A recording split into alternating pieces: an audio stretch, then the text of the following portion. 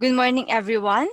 Thank you for joining us today sa ating Infocentro sa PHIVOLCS 100 Strong Motion Station Inauguration. Before we start, I would like to welcome our colleagues, media partners, and representatives from the Municipality of Tanay for joining us today. Also, bago po tayo magsimula, I would like to give some reminders para po maging maayos ang takbo ng ating programa. For our Zoom participants, upon arrival, kindly check in through chat with your affiliation and name so that we can acknowledge you properly later on po sa ating Infocentro sa PHIVOLCS. Please don't forget to turn off your microphone and your camera unless requested to turn on. Please ask for your questions, you may type your questions with your name and affiliation sa ating pong chat box. We will address them later po sa ating virtual press con. Please note that the video meeting is recorded and the recorded video will be posted on our Facebook page after the program. For our Zoom participants, may we request you to kindly rename your username with the format affiliation and your full name. Again, this is so that we can acknowledge you properly during the Q&A. Kindly fill out the attendance form. Yung link po ay nakalagay sa ating chat box. For those with us on site, may we request the participants to follow the health safety protocols, always wear the mask and your face shield, and practice social distancing. After the program, kindly evaluate to help us improve our services. You will receive the link to the information materials after doing so. And with that, I would like to formally welcome you to our Infocentro sa PHIVOLCS 100 Strong Motion Station Inauguration. And to start, I would like to call Municipal Mayor Rex Manuel Tanwatco to the podium to give us the welcome remarks. Sa magandang umaga po sa ating lahat. Una kay Director Romel, Grutas, kay Yusek Renato Solidum, sa ating administrator, sa ating mga department heads ng bayan ng Tanay, sa lahat ng staff ng DOST-PHIVOLCS, sa video na ito, isang magandang umaga po sa ating lahat. Unang-una po kayo nagpapasalamat dahil sa ganitong oras, ganitong araw na tayo dinaanan ng low pressure area, ay natuloy pa rin ang programa na pagkakaroon ng opening ng 100 strong motion site dito po sa bayan ng Tanay. Bilang isang punong bayan, we proud na magkaroon ng ganito sa aming bayan dahil sa ganitong programa ay madaling ipaplano ng aming MDRI, ng engineering, kung ano mga nararapat na struktura dito po sa bayan ng Tanay at mapaghandaan ang mga kalamidad na maaaring harapin ng aming bayan. Ang Tanay po ay isang first-class municipality at ito po ang nagiging sentro ng 2nd District of Rizal. Kaya nga po itong pagkakaroon nito ay hindi na po sa bayan ng Tanay ang makikinabang, pati rin po makarating bayan namin. At through PHIVOLCS, alam ko po ay itong simula ng partnership na ito ay magtutuloy-tuloy. At ang aming mga mamayan ay nagpapasalamat dahil itong program pa lang na ito ay maganda na at makakatulong sa kanilang pagpapagawa ng mga infrastruktura dito po sa bayan ng Tanay. Kaya po sa inyo po lahat, welcome sa Municipality of Tanay, your home of adventure and nature destination. At sabi natin, with the pandemic, ay kami po ay humihikaya sa bawat isang mamayan natin dito sa Pilipinas na bistahin ang tourism dito po sa bayan ng Tanay. Maraming salamat, welcome po at magandang umaga po sa ating lahat. Thank you very much, Mayor Tanwatco. Joining us here today is DOST Undersecretary and PHIVOLCS Officer in Charge, Yusek Renato Solidum, to give his key message. Yusek? Salamat, Mishi. Mayor Rex Manuel C. Tanwatco, Vice Mayor Rafael A. Tanwatco, sa mga bisita po natin, ang empleyado po ng Tanay Local Government Unit, kasamahan po sa ibang ahensya ng gobyerno, sa Department of Science and Technology, mga taga-PHIVOLCS, CIA, and most especially din po sa ating mga bisita from the media to cover this event. Magandang umaga po. Alam niyo po, napakahalaga ng ating inauguration ngayong araw. Kasi po, we are celebrating the 100th strong motion recorder station sa buong Pilipinas. Nung nagkaroon kami ng 100th earthquake monitoring station, ito po ay nasa Tandag, Surigao del Sur.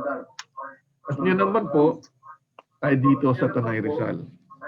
Magkaiba po ang monitoring network natin just for locating earthquakes and determining yung magnitude nito, nasaan yung lokasyon ng earthquake at gaano kalalim.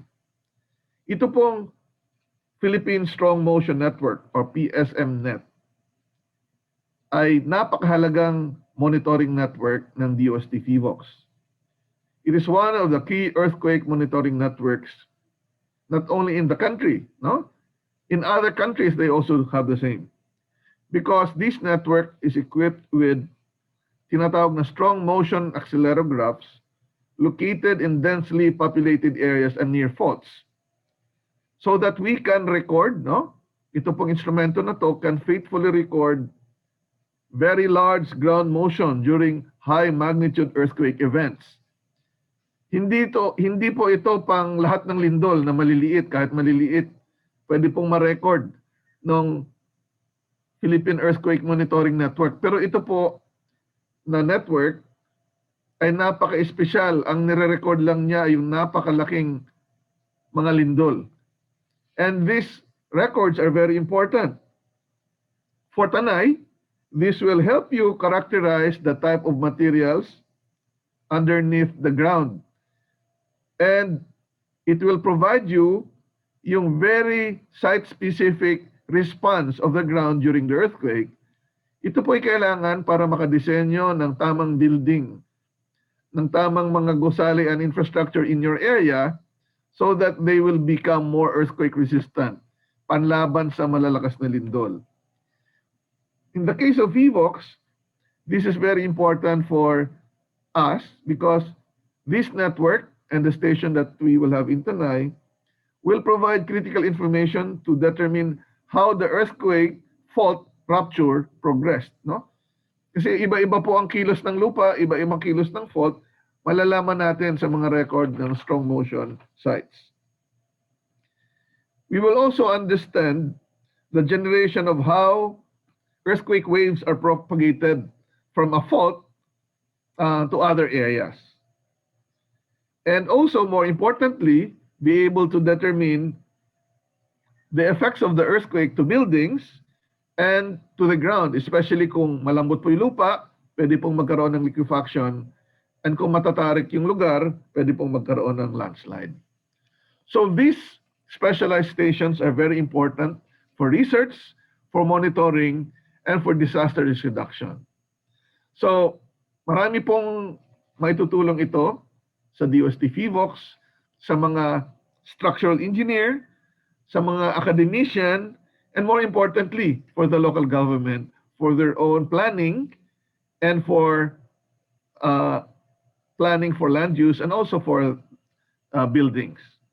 So, ito pong network started way back in 1992 when we only had 4 stations. Later on, with the collaboration of the Tokyo Institute of Technology, we placed 8 stations in Metro Manila. And throughout the years, we were given enough fund by the national government to increase the number of stations. We also had some help from the Japanese government when we installed strong motion recorder in a few sites, in 10 sites in some of our stations. Pero ito pong inisyatibo to really expand the network has been going on, no? Because we wanted to make sure that we cover the whole country with strong motion sites habang nag-expand and nag-urbanize po ang iba't ibang mga bayan at syudad sa Pilipinas. So, on behalf of the DOST family, DOST-PHIVOLCS, kami po ay taus-pusong nagpapasalamat sa Tanay Municipal Government, no? For really allowing us to construct a strong motion house in your place. At ito po ay malaki pong utang na loob na tinatawag namin sa inyo bilang partner because we value partnerships with the local government. As you know, the Philippines is one of the top 10 countries most exposed to hazards and also most visited by disasters. Marami pong epekto. We are ranked number 8 among countries most exposed to hazards. Japan is ranked number 9. But if you now look at the ranking in terms of countries being affected by disasters, Japan is already not part of the top 10. Wala na po sa listahan. Number 9 ang Pilipinas. Why? Because disasters are essentially man-made. Influenced ng tao. Yung natural hazards, wala tayong magagawa. So we can do something about it. And our frontliner, no? Kung may frontliner na health worker sa COVID, ang frontliner natin sa disaster risk reduction, response and recovery ay local government. So, ito rin po ay mahalaga sa inyo. And this partnership is one of the partnerships that we want to happen all over the country. So maraming pong salamat, Mayor Tanwatco, Vice Mayor Tanwatco. Of course, sa inyong mga kasamahan dyan sa Tanay. And we hope that this partnership will continue through the application of data and information that we gather from this station. Maraming pong salamat sa inyong lahat at magandang araw po muli. Thank you very much, Yusek Solidum. Ano nga ba itong 100 strong motion station natin? Para mas malaman pa natin, let us hear the background on the Philippine Strong Motion Network with Supervising Science Research Specialist, Dr. Romel Grutas. Dr. Grutas, may you join us sa podium, sir?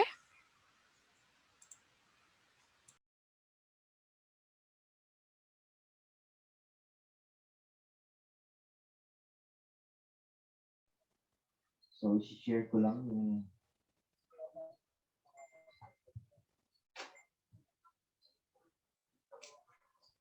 presentation. So, magandang umaga po sa inyong lahat. Good morning, everyone.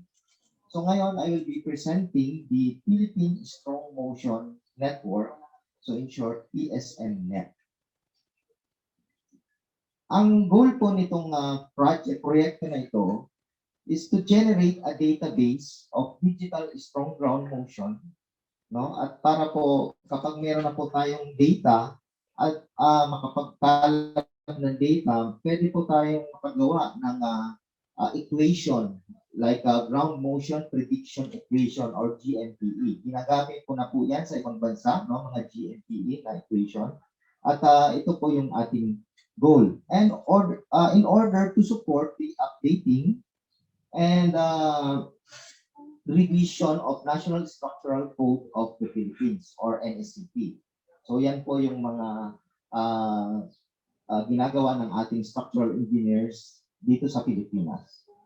So the deliverable scientific data would lead to mainstreaming of the capacities of institution, including the LGUs, regarding disaster preparedness and mitigation of earthquake hazard.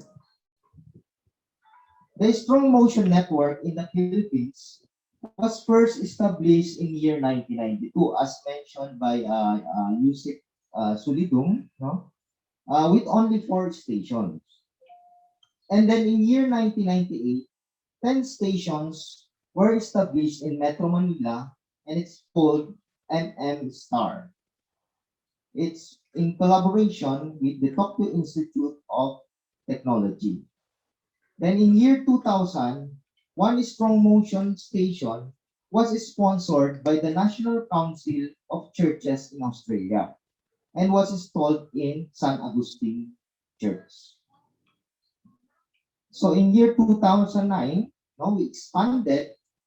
We had an additional of 36 stations, no, commissioned outside of Metro Manila, and it's called an annex. And in year 2015, we installed 12 stations in Metro Davao.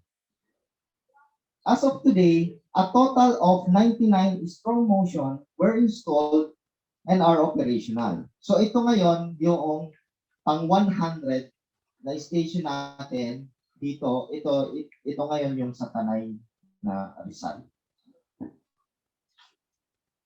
So this is the distribution map of the Philippine Strong Motion Network. So makikita nyo simula north, no, hanggang sa south, no, Ilocos, Metro Manila, we have in Bicol, Visayas, and Mindanao. So nag-i-expand po tayo through time. The concept of accelerograph comes from the mechanism of seismograph. So yung PHIVOLCS po nag-operate matagal na po na panahon ng mga seismograph. No? So in here, you would see a recording of an earthquake of a seismograph and a simplified picture of a seismograph system wherein a seismograph's main component consists of a mass, meron po yung mabigat, stiffness, and spring, no, for damping, and a recorder. So, kailangan may timing system din siya para accurate yung kanyang recording time.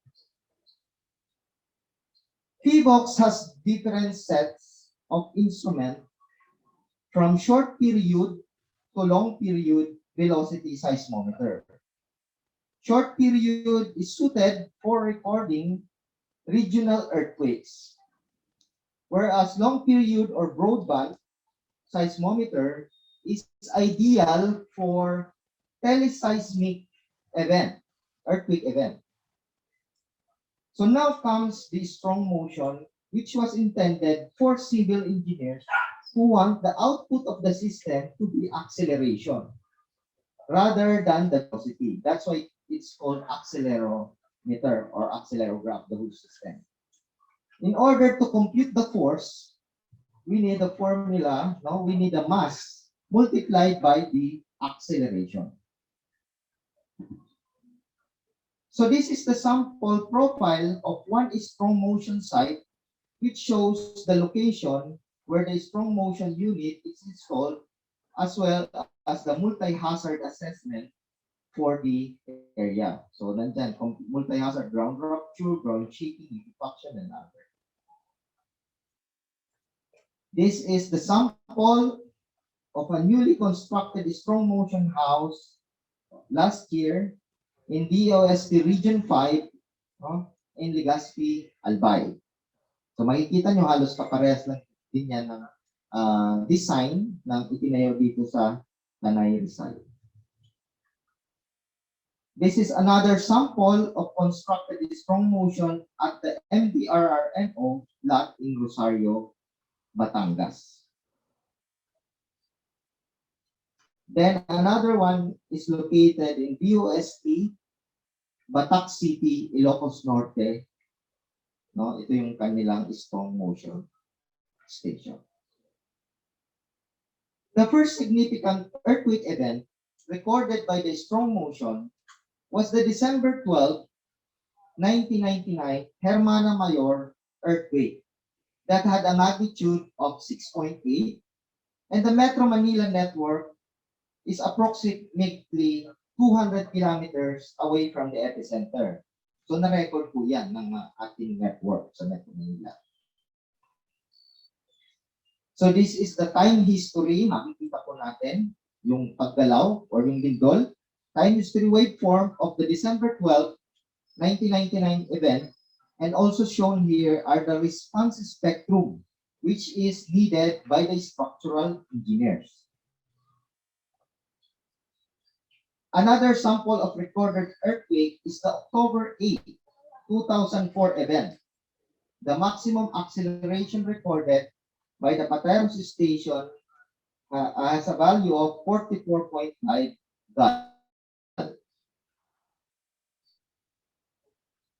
So, also a significant event last April 22, 2019 was the Central Luzon earthquake and had a magnitude of 6.1.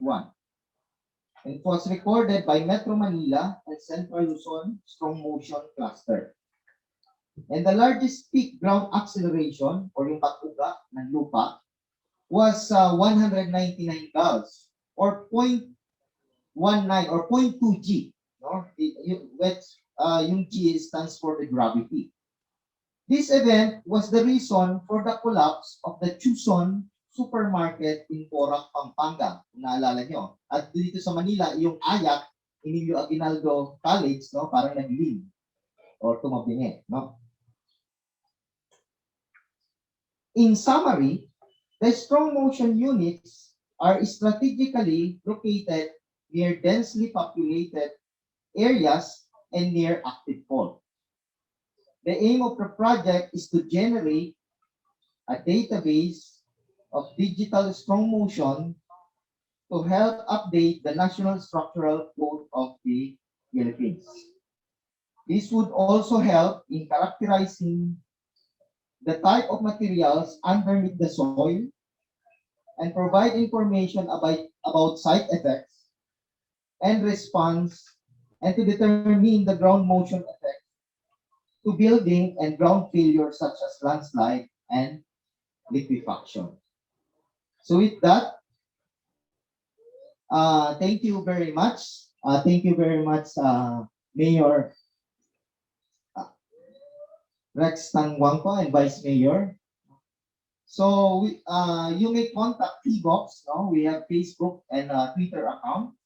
And the landline, you can contact us at 02-8929-9254 or 8426-1468, local 124 and 25. And with that, thank you very much. Thank you very much, Doc Romel. For our participants, may I request everyone to please turn off your cameras and your microphone. I would also like to acknowledge the presence of Vice Mayor Rafael Tanwatco. He will be joining Mayor Rex Tanwatco and Dr. Romel Grutas for the ribbon cutting.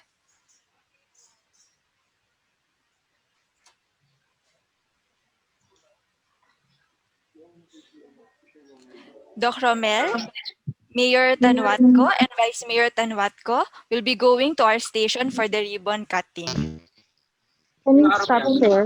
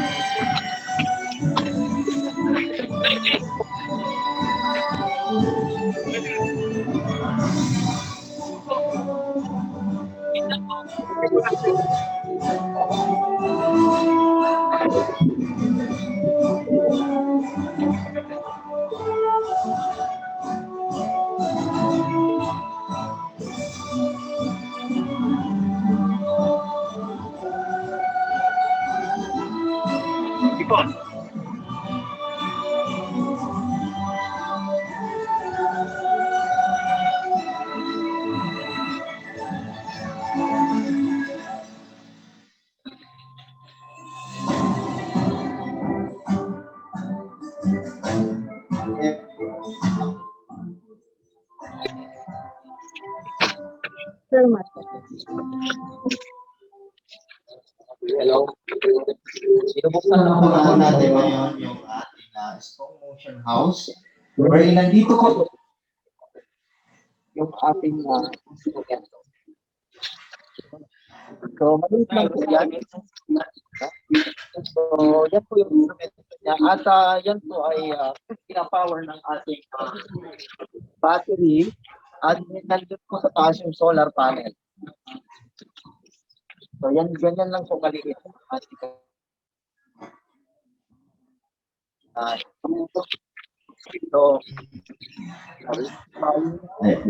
So, dito po, makikita nyo po yung real time na paggalaw. Nagkaroon po ng lindol. Makikita po na yung time o yung so, yan po ang mangyayari kapag nagkakaroon ng pag-lindol. So, ulitin ko po, kapag nagkaroon ng pag-lindol, kahit malaki pa, so nagkakaroon ka ng record. So, yan po ang purpose natin. Kapag makakahan tayo, kung nakikita ng mga instruction. Ilang kilometers? At kilometers po kahit ay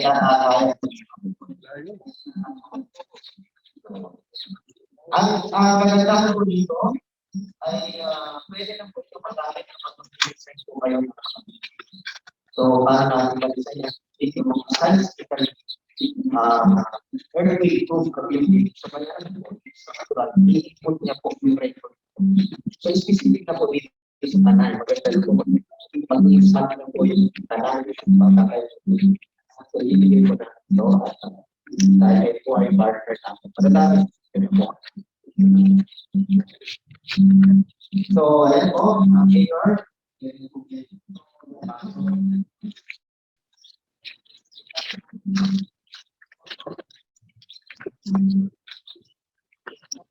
Oh, sir, pwede ko siya mas pumasok. Closer.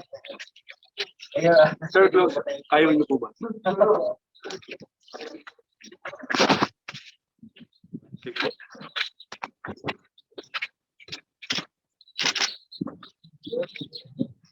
Pwede ba in-action, sir? In-action.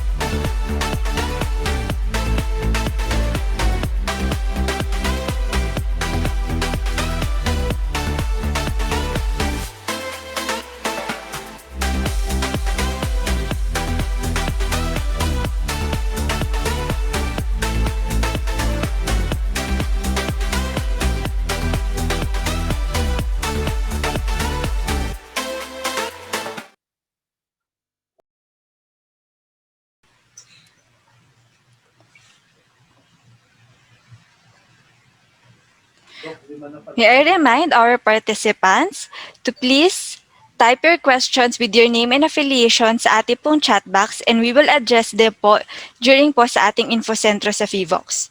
Joining us sa ating infocentro sa PHIVOLCS, our Mayor Rex Manuel Tatuatco, Undersecretary Renato Solidum, Vice Mayor Rafael Tanhuatco, and Dr. Romel Grutas. Our virtual press conference will be moderated by Dr. Maria Maylin Villegas. Ma'am Maylin? Magandang umaga po sa inyo lahat. Yes, thank you very much.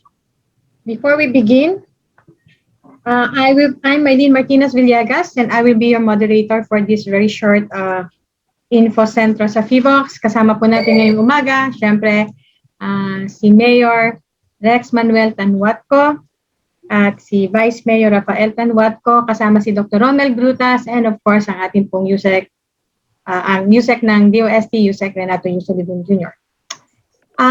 Bago po tayo magsimula, nais po namin magpasalamat sa lahat po ng nakadalo ngayong umaga. Kasama po natin sa Zoom ang ating pong mga partners sa media, Net25, Manila Bulletin, PDI, PIA, PNA, PTV, Radyo Pilipinas, ABS-CBN, CNN, 702 DZAS, FBC Radio TV, CNN, and of course, kasama rin po natin, we would like to acknowledge the presence of our STI Director, Director Richard Burgos, Vanguard Radio Network, and Lucena City DRM, meron po tayong kasamang guest. And on-site, nandyan po ngayon kasama natin sa field, PCOO, PIA Rizal, UNTV 37. Magsimula na po tayo. Pero bago po lahat, onting mga few words po mula po kay Mayor again, kay Vice Mayor, and kay Yusek Solidum. Sir? Sinong unahin mo? Sir, kayo na po. Okay. Magandang umaga po ulit sa inyo, sa inyong pong lahat. Salamat po sa pagdalo. Kanina nabanggit na rin yung gamit ng strong motion acceleropgraph and importansya sa local government. So we'll encourage media to ask questions. Thank you. Thank you, Yusek Solidum. Mayor, may mga mensahe pa po kayo bago po natin simulan ng pagtatanong ng ating mga kasama sa media? Good morning po sa ating lahat. So, kanina nga rin po, sa ating message ay nakita po natin na napakaganda po itong programang ito at malaki ang may tutulong sa bayan Tanay in terms of planning, in terms of disaster resiliency at pati na rin sa kinabukasan ng ating mga mamayan. So, sa ating mga media partners po, maraming salamat sa pagpunta po dito sa bayan Tanay na isa rin sa tourist destination dito po sa Lawigan ng Rizal. Maraming salamat po. Okay, salamat po, Mayor. Inaanyahan po ang lahat. Mas mabuti po na i-post natin ang ating mga katanungan para po mas madaling mabasa. Kung mahina po ang signal, mas madali po na babasahin na lang po natin. Umpisahan na po natin mula po kay Jasmine Romero ng ABS-CBN News. My questions are, why Tanay? What is the significance of launching the strong motion station there? When will this operational and how many cities or municipalities can this reach? I think this is for PHIVOLCS question. Hello. So, why Tanay? For this year, ito po talagang lahat naman po ng ating site is strategically na plano at dinesign po kung saan po ilalagay yung ating stasyon. So, ang Tanay po ay pang 100 na station po siya. Kaya po nagkaroon tayo ng inauguration. So, yung 99, last year, dalawa sa Batangas, tsaka dalawa din sa Bicol. So, yan po, na umabot po ng 100 na, ito po yung pang 100 na station natin, yung Tanay. although malapit siya sa Metro Manila, sensitive. Kailangan po paikutan natin yung, dati kasi yung start niya 1992 and 1998, 10 lang sa Metro Manila, then we expanded yung annex, Metro Manila. So, Greater Metro Manila, no, including ito pong Tanay Rizal. Tapos, what is the significance of launching? So, yun po, it's a milestone. And due to strategic location, itong Tanay, and how many cities and municipalities can this reach? Abot po ito hanggang 300 kilometers. So, lahat po na nasakupan hanggang Metro Manila and even Batangas area, no? Central Luzon, even hanggang Bicol region ay kaya po niyang maabot yung kanyang record. Pare-record po lahat ng indol. Okay, maraming salamat, Dr. Grutas. Dahil meron po tayong mga kasama sa media na on-site, maaari pong kayo magtanong directly. Ms. Charmaine, would you like to help us call kung sino man po nandyan ngayon sa site? Anybody would like to ask a question directly? Nasa site po. While we're waiting for some more questions dito. We also encourage our media participants who are present with us here this morning. We have Sunshine Media, we have STII, we have PIA of Rizal, we have UNTV. So we are privileged to have here with us Mayor and Vice Mayor. So if you have questions pertaining to the project, to the significance of, or more other significance of the instruments on in Tanay, please, the floor is yours. Before you speak the question, kindly state your name and your affiliation, sir. Hello po, sir. Sunshine Media Network International. Para po kay Dr. Romel, sir, how will be this beneficial po sa mga residents ng Tanay? Not just the residents of Tanay, but also sa mga other regions po, like Bicol region, yung sabi niyo kanina, Batangas, and ang mga Central Luzon. And sir, after this po sa Tanay, saan po yung next na location po natin na plano mag-establish po ng motion site? Okay, thank you very much for your question. Ang benefit po nito sa Tanay, no, ang sinabi ko na nga po kanina, nangangalap po tayo ng database at magagamit po ito sa ngayon sa Metro Manila dahil nag-start na ng 1998. Marami pong nagre-request ng mga designers natin, structural engineers ng data para po sa kanilang design. So ang benefit po nito sa Tanay, magagamit na po ito kapag nagtayo po ng mga buildings dito sa Tanay area, no? Directly na po nila yung site specific, magagamit na po yung record nitong strong motion. So pangalawa po ay pinag-aaralan po natin din yung response nitong Tanay kapag nagkaroon po ng lindol. Palibot po dito iba't ibang mga karatig lugar, no? So gaano po ka-stable ang lugar na ito, malalaman din po yan ng itong strong motion. So, ang tawag po dyan site effects or site response. Okay? So, sa ngayon po, itong Tanay ay operational na po. Nag-demo kami kanina, tumatakbo na po yan, nakarecord na po. So, may nagtanong pahabol din po, operational na po ito. Nasagot ko po. Sir, next after Tanay, sir, ano yung next? Okay, next. Ang nakaplano po ngayong taon po ay mag-i-install po tayo sa Baler. Baler Aurora. Meron po sa Malolos sa Bulacan. So yan po yung mga ano natin. Then sa Davao, meron po tayong dalawang lalagyan din po. Ikaw na lang humawak ng mic, huwag nang ibigay. Okay. Thank you po sa sagot, Dr. Grutas. Kung wala na sa site for now, meron tayong follow-up question dito online sa Zoom. Again, coming from Yasmin Romero of ABS-CBN News. Ang follow-up question niya, sir, operational na daw po ba ito? And what are the problems the strong motion station can address? Can we give a situational comparative analysis? Haba. Would you like me to read first now and then we can one by one answer? Kung aabot po within 300 kilometers, engineers from Metro Manila, Batangas, and other areas can also benefit from the station. Dr. Romel?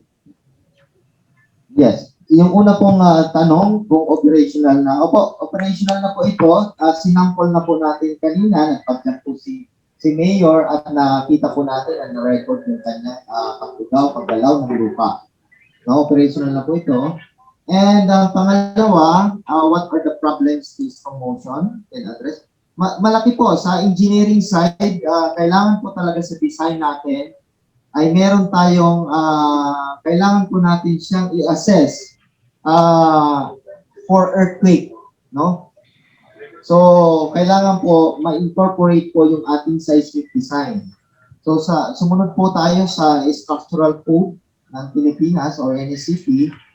At nandun po yung mga parameters for seismic design at magagamit din po itong strong motion station. Can we give, may tanong pa dito, can we give a situational comparative analysis? Doon po, nung April 22, 29, no, sa Zambales, bumagsak po yung Chuson Supermarket doon. No, kung titingnan natin, bakit po siya bumagsak? Wherein, ang pinakamalapit na strong motion station doon, ay nakapag-record lang ng around 0.19, 0.18 G. So sa ating design po sa structural code, ang minimum or baseline po natin ay 0.4 G. So dapat po hindi po yun babagsak. Kasi tingnan mo naman po ang mga karatig na building, hindi naman po bumagsak. No? So bakit especially yung Tucson ay bumagsak ng organong struktura? So, magagamit po itong record na to just to compare dun sa earthquake design. So, ganun po ang situational analysis. Okay.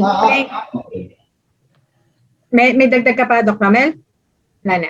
Kung aabot po ito ng 300 kilometers, yes po, Metro Manila can benefit from this station. Kasi hindi lang po yung 10 station natin sa Metro Manila, yung near site, pwede rin po outside or more than 20 kilometers. So, itong station natin outside Metro Manila, magagamit din po ng mga designer sa Metro Manila. Kasi kapag malayo, yung wavelength po ng record natin ng earthquake ay medyo papunta na po sa long period. Anong mabibenefit? Marami po tayong high-rise building sa Metro Manila.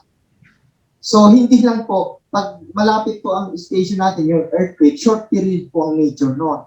Pag ang lindol natin ay medyo outside Metro Manila, for example, sa Batangas, long period na po in nature. So, anong maapektuhan yan? Yung ating pong matataas na gusali sa Metro Manila. Then, ilan po ba ang matataas natin na gusali sa Metro Manila? Sino po ba ang mga nakatira sa condominium ng mga high-rise building? So, sa ganyang bagay po, pwede natin pong ma-assess. Okay, thank you, Dr. Romel. Grutas, sir, may we also request you actually Doom for some additional information about the strong motion station? Okay. Noong unang panahon, sa buong mundo, kunti pa lang ang may strong motion record. At kapag nagde-design ng mga structural engineers noon, nagre-refer sila sa isang record na maybe representative of large earthquake. Dati sa US, doon sa may San Diego earthquake sa may San Diego, sa California. So, ibig ko lang sabihin, kung ang isang lugar ay kapareho ng konteksto, geology, topography, yung character ng foundation ng Tanay, pwede rin gamitin kahit sa malayong lugar. So, that can be useful, no? So, yun po yung dagdag ko na information. Now, for on-site na mga record, napakaganda talaga yung on-site record.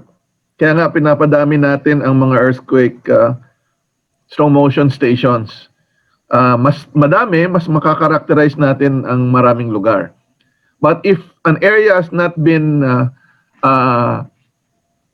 placed with a strong motion record, pwede nating gamitin ang mga stations na existing at yung record nila for reference. So, yun naman yung standard na ginagawa. Thank you. Thank you, sir. Do we have additional questions from the Zoom guest natin? Okay, we have one more. Nag-pop up. Wait lang this is from Gisette. Hi, Gisette. Good morning from PDI po. Gisette Enano from Philippine Daily Inquirer. How do these strong motion sites complement or augment the existing seismic network? Salamat po. Yusek, would you like to answer first before si Doc Romel naman? Okay. Binanggit ko kanina, may specific role ang strong motion record, especially for seismic engineering sa design ng building. But in recent years, ginagamit na rin itong mga strong motion site sa pagmamonitor din ng mga earthquake events. And ito ay gagamitin din for earthquake early warning, no? So pag marami na tayong strong motion record, ito pong strong motion record, malalakas lang na earthquake ang ang nare-record. Pero it's the same as a simple earthquake intensity meter. Meron din kaming separate na earthquake intensity meter, no? And as we actually put more stations, we are looking into a feasibility of developing an effective earthquake early warning system. Hindi po pinipredict yung earthquake, but if you have stations detecting an earthquake somewhere, and since the earthquake wave will still travel, baka with time, pag maayos na yung network, pwedeng mabigyan ng warning ang mga lugar na hindi pa dumarating yung earthquake wave. Of course, pag sa malalaking earthquake, sa tao, mararamdaman mo na rin talaga yon, but kung malapit, no? Kung malayo naman, hindi na masyadong damaging, but it will be good for mga moving things like a train, elevator, or even yung mga power plant to momentarily, temporarily stop kung may malakas na earthquake somewhere and parating pa lang yung wave sa ibang lugar. So ito po yung isa sa mga kailangan nating tingnan. And of course, binanggit ko rin kanina, the data will be used for appropriate earthquake hazards assessment.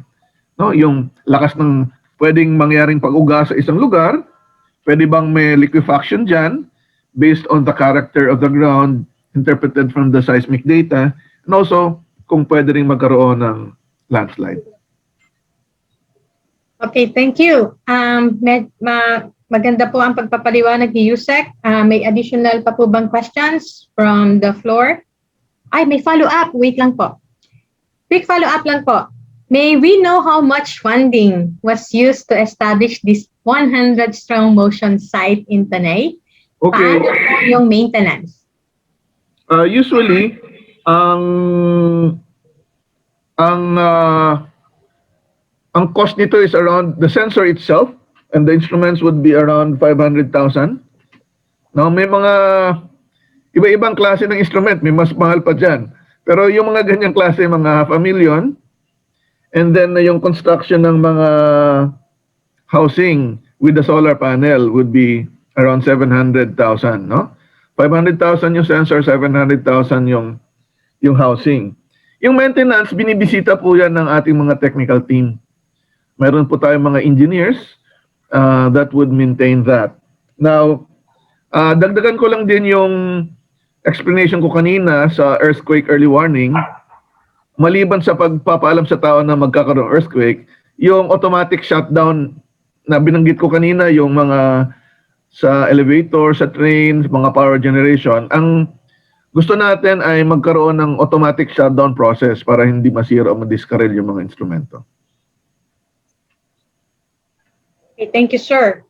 1 point, kung 500 tsaka 700, that's 1.2. At least 1.2. Yes, wala pa pong maintenance. And of course, kung hindi po dahil sa collaboration with the LGUs kasi po ang pinagtitirikan na lote ay syempre po sa LGU. And it's really a good collaboration po ng LGU at ng PHIVOLCS para po sa pagbabantay ng lindol at pagkuha ng data para po sa engineering studies natin. Okay, may questions daw po sa field on site. Doc Romel, would you like to read the question, please? Okay, may question dito from Jason. Ilan ang target na strong motion sites sa bansa to cover the entire country? So, ang ating yung PHIVOLCS, no, we're targeting around 1,000. So ngayon ay nasa 100 pa lang tayo. So through time, no, unti-unti ay yan po yung ideal goal natin. So with that talagang from lahat na area na po ng Pilipinas ay sana magkaroon ng strong motion site. So timeline of this project depende po sa budget. Kasi na-mention naman po ni Yusek yung amount ng isang station, no, at yung instrument. So, yan po, nakadepende rin po sa budget. Thank you. Sir? Dagdagan ko lang, no? Ang goal natin is makarakterize yung lahat ng lupa sa Pilipinas, no? So, ang maganda talaga is to have a permanent station. Hindi na aalisin dyan. So that it will not only characterize the ground, but also would record the actual earthquake event. Na kung damaging, we would know why, what happened to the buildings. But we also have other initiatives na kinakarakterize din natin ang iba't ibang mga lupa sa Pilipinas through different instruments that are mobile, no, hindi permanenteng nilalagay. And so, the priority really is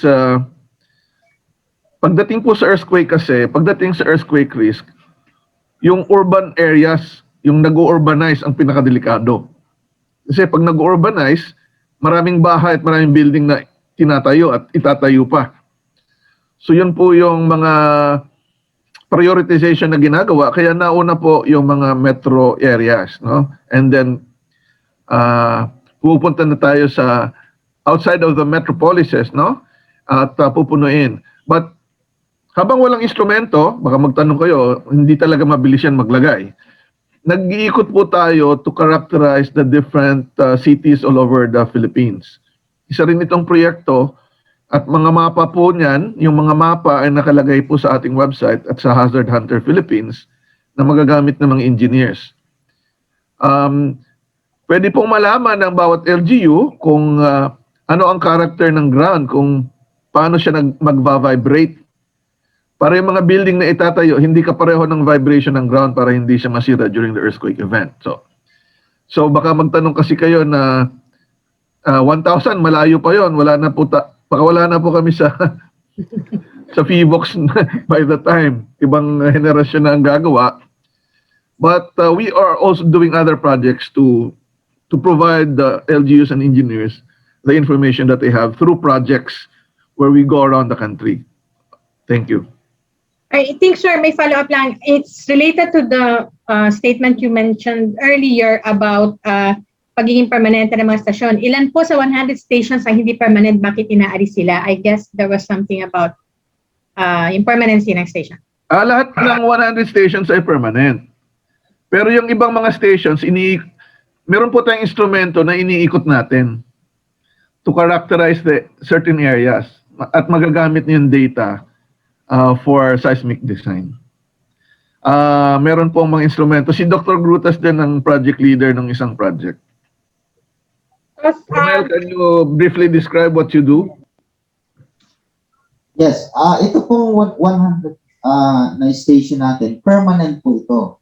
So meron po tayong mga mobile, for example, merong event sa Cotabato and then Davao del Sur, nag-deploy po tayo ng mga temporary doon. Naglagay kami doon ng parang pitong station added doon sa permanent station. We have also a temporary network sa Ormoc. Kung natatandaan nyo, nagkaroon din po ng lindol doon sa Ormoc at sa Surigao. So, yan po, mayroon po tayong mga temporary station to augment lang yung mga permanent station natin. So, yan po. So I guess it's to further characterize na mas detalyado pa, makapture yung data habang nagkaroon ng event. Okay? So, isa yon. Thank you, Jasmine. Pero may follow-up pa rin siya. Eto, sir, nabanggit mo kanina eh. Follow-up. Kung 900 pa na stations ang kulang, ano-ano ang mga areas ang di na monitor? Kung ano-ano pong areas yung wala pang strong motion? There's a difference there. Ang monitoring kasi ibang usapan. Yes. Iba yon, Jasmine. Ha? Yung monitoring ng earthquake, covered na buong Pilipinas. Covered pa nga natin yung ibang bansa eh. We actually monitor the whole world by using data from other countries. So, yung monitoring, no problem. Covered na ang Pilipinas and we're adding more stations actually. No? So, meron tayong 108. Yung 108 na pang-monitor lang ng earthquake, hiwalay pa yan sa 100 strong motion station. Tapos, meron pa tayong around 100 earthquake intensity meter. Yung intensity meter at strong motion recorder, magkamag-anak yan. Nade-detect din yon. So, malaki-laki na yung coverage. It's not an issue, really. And I said na meron din kaming survey na ginagawa to cover other cities para mas detalyeng makarakterize yung ground response even before the earthquake would happen, no? So, yun yung ating ginagawa. But definitely, if we will put more stations, pakita mo nga, Romel, yung mapa. Nagpakita ka ba ng mapa? Share ka na lang. Yes po, sir. Share mo yung mapa para makita nila. I-share ko lang. So, share screen. Habang nag-share, yung sinasabi kong characterization ng mga ground, ito yung microtremor array study, no, to supplement strong motion monitoring stations. Iniikot po yan. And we have done this in Metro Manila, Metro Cebu, Metro Davao, and we have ongoing projects in other cities. Now, just to add, the other use of the strong motion data, no, pag ninadamage po yung building, may file na nagpa-file din ng insurance. So, minsan, kailangan ng data sa korte pag kino-contest.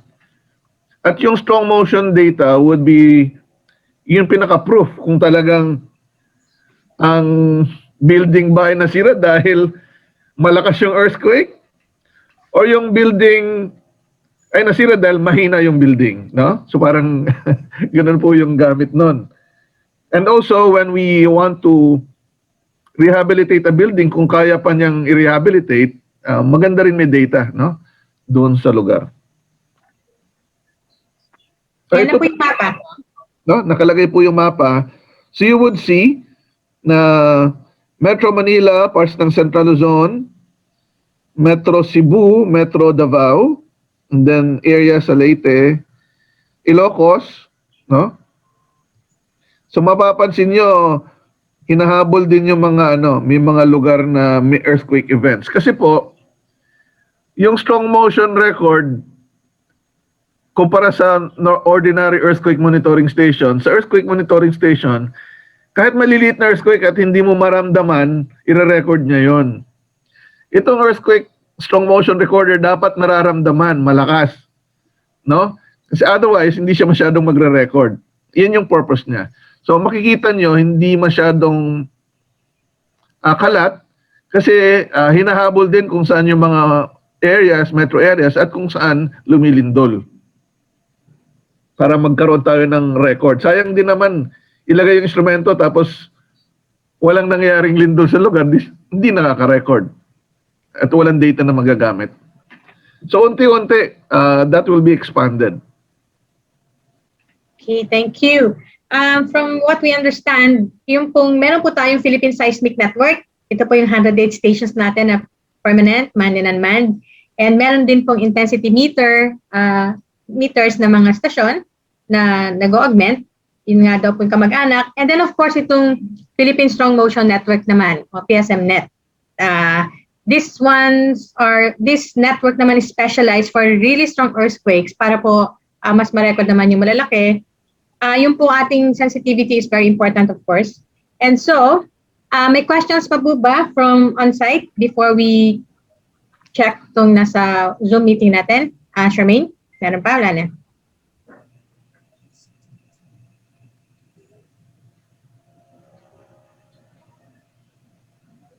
Okay.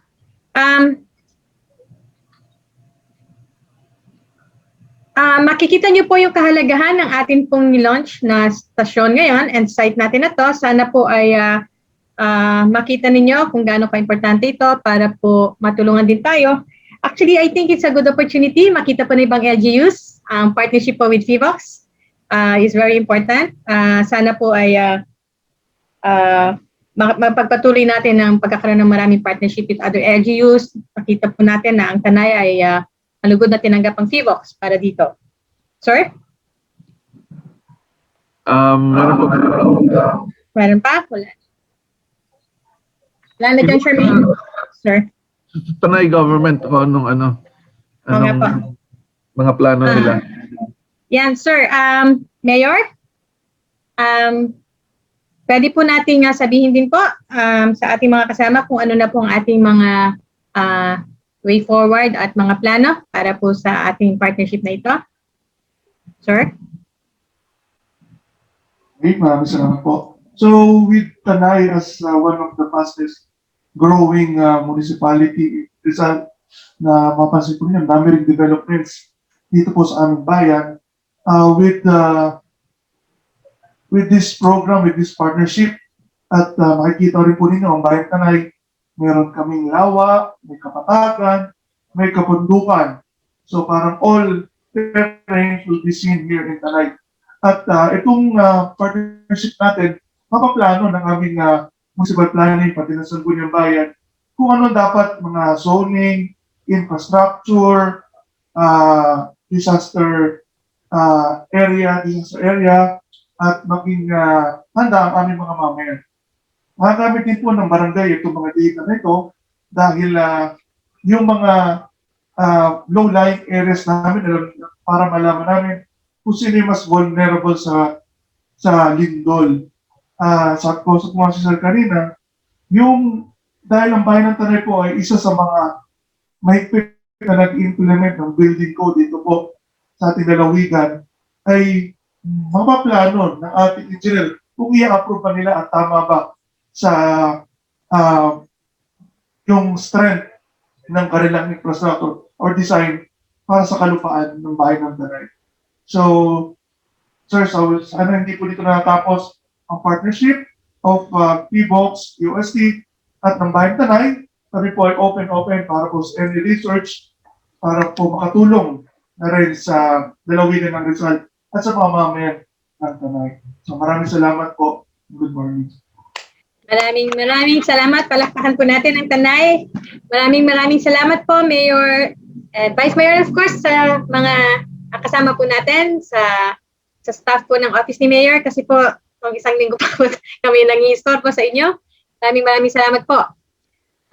Kami po ay natutuwa at natapos na ito kahit umuulan. Ngayon naman po, bago po tayo matapos, we really would like to thank our partners from the media na nasa Zoom, pati po yung nasa site. Maraming salamat po sa inyong lahat. I hope maliwanag po ang mga sagot nila sa atin.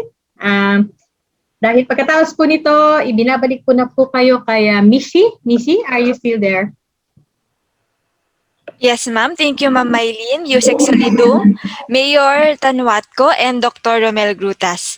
Before we proceed po sa ating closing remarks, I would like to call Mayor Manuel Tanwatco, Vice Mayor Rafael Tanwatco, and Dr. Romel Grutas to award the Certificate of Appreciation.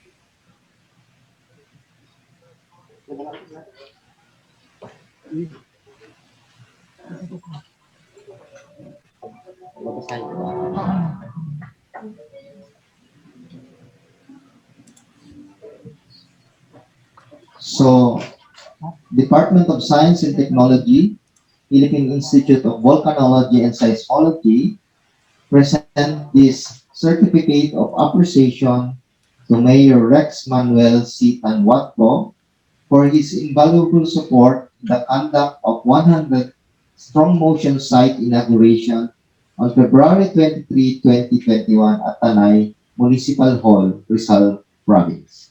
Signed, Undersecretary Renato Yusulidum Jr., DOST and Officer in Charge of PHIVOLCS.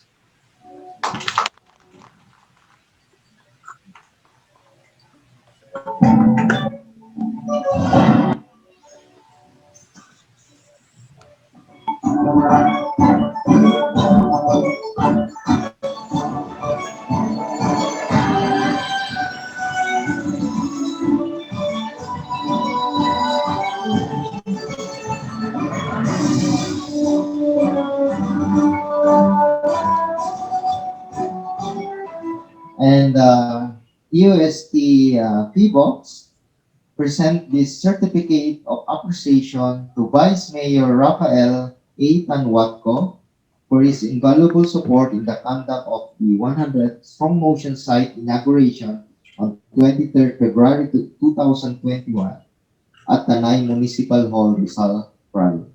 Signed, Yusek Renato Yusilidum, Undersecretary DUST and Officer in Charge, PHIVOLCS.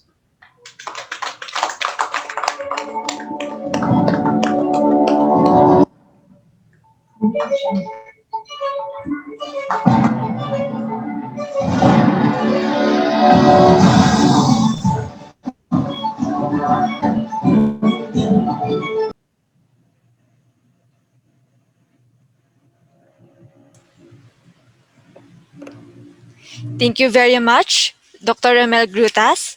And with that, I would like to call Vice Mayor Rafael Tanwatco to give us the closing remarks. Sir, please approach the podium.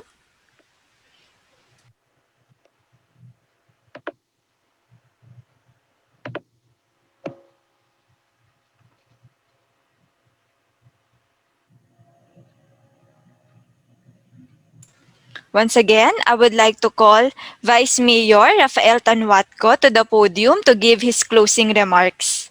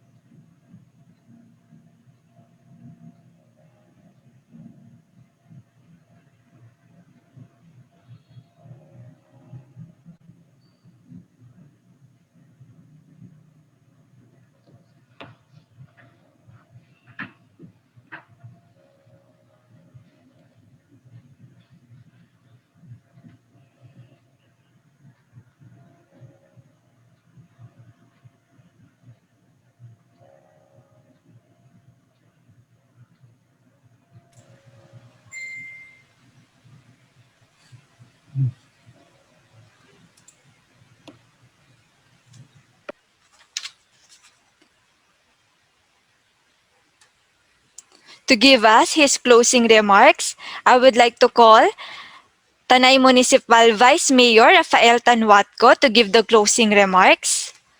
Vice Mayor?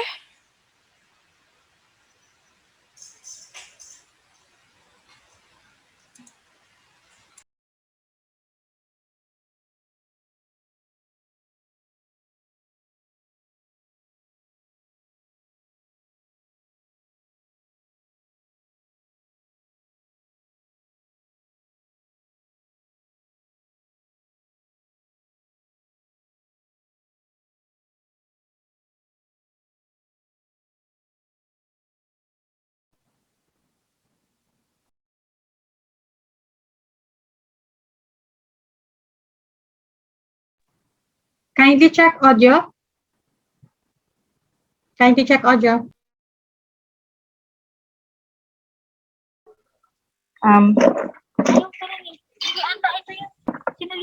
Ayusin lang po namin yung audio. Okay, While waiting po for Vice Mayor, I would like to take this opportunity to thank everyone for joining us today. I would also like to remind our participants to please fill out the attendance form and the evaluation link. And after the closing remarks, we will have a photo opportunity with Yusek Solidum, Mayor Tanwadco, Vice Mayor Tanwadco, and Dr. Romel Grutas. Okay, Mishi, you may now call on Vice Okay? Mayor Rafael Sanwatco. Thank you. So, mukhang na-resolve na po ang ating technical issues. Again, I would like to call Vice Mayor Tanwadco for his Magandang closing. umaga po sa ating lahat po. Nakikita lahat kay Undersecretary Renato Subitong, kay Dr. Romel Grutas, at sa ating punong bayan, Rex Manuel Carvalho. Kasama po namin ang mga bumubuo ng Sangguniang Bayan at ang aming mga department heads at mga kaibigan natin sa mga media. Magandang umaga po muli. Maraming salamat po sa pagpili ninyo sa Bayan ng Tanay bilang bahagi po ng Philippine Strong Motion Network. Sa pagkakatatag na ika-100 na strong motion site dito sa aming bayan. Para po sa inyong kaalaman, Direktor, nasa Tanay din po ang DOST Weather Bureau po. Kaya doon po ay isang research station din po yun. Kung kaya doon po mga nagdamundoy hanggang kay Ulysses, dito rin po kinuha po ang data ng rainfall na measurement na bumababa, na nagpapabaha sa ating kamay nila at pagito sa ating lugar po. Magkakaroon ng mahalagang contribution ang Tanay sa pag-establish ng national database tungkol sa mga pagyanig na lupa. Siyempre, ayaw po natin na lindol. Hindi tayo pwedeng imiwas o hindi tayo pwedeng pigilan yan. Kailangan lang natin talaga maging handa.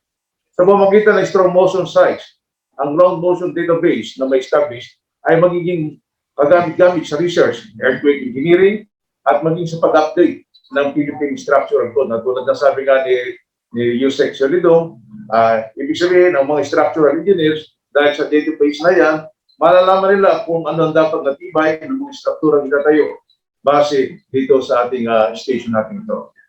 Disaster prone ng Pilipinas, nasa atin ang mga napaka-peligrisong hazards, bagyo, bulkan, lindol. Kaya dapat lagi tayo handa.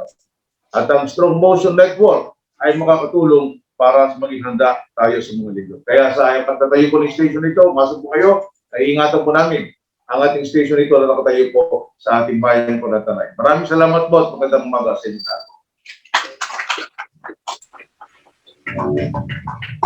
Thank you very much, Vice Mayor. I would like to call all our participants to please turn on your camera for photo opportunity.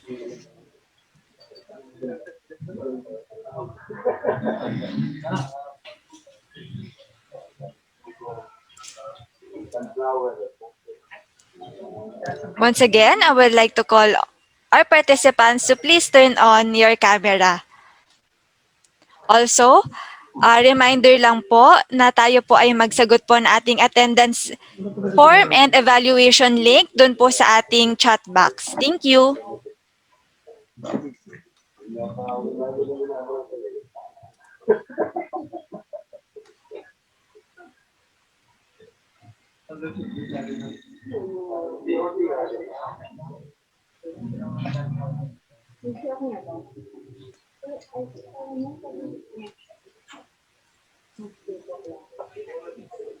Wala the audio. Audio.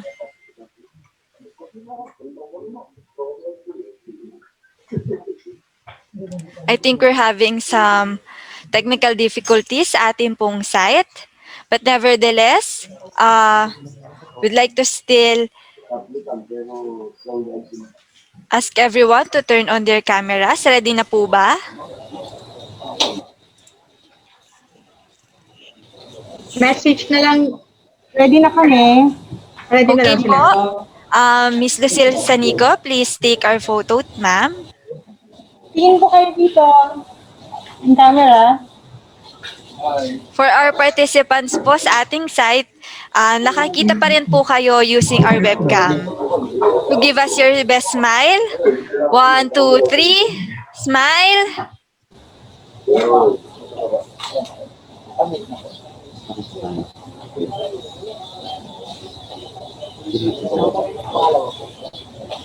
Please hold that smile kasi meron pa po tayong next page.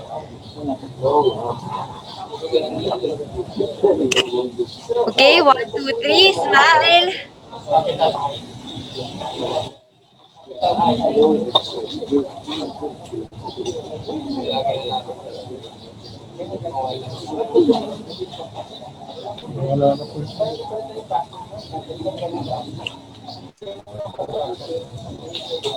Okay, thank you very much.